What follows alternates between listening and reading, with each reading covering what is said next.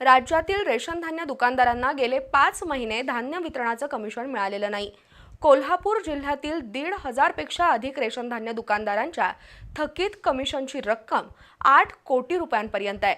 हे कमिशन तातडीने मिळण्यासाठी अर्थसंकल्पात विशेष तरतूद व्हावी अशी मागणी कोल्हापूर जिल्ह्यातील रेशन धान्य दुकानदारांनी केली आहे। थकीत कमिशनची रक्कम मिळाली नाही तर मार्च महिन्यातील धान्य कोटा उचलला जाणार नाही असा इशारा रेशन धान्य दुकानदारांनी दिलाय।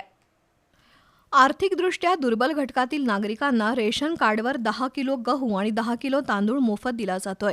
या धान्य वितरणाचं कमिशन म्हणून रेशन दुकानदारांना प्रति किलो 1 रुपये 70 पैसे म्हणजेच प्रति क्विंटल 170 रुपये इतकं अत्यल्प कमिशन मिळतं।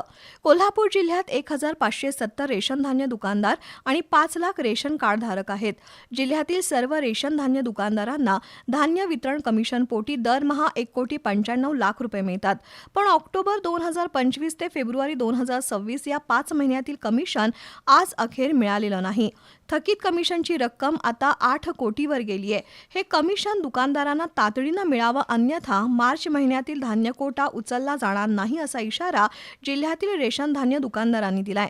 याबद्दलचं निवेदन जिल्हा पुरवठा अधिकारी मोहिनी चव्हाण यांना देण्यात आलं।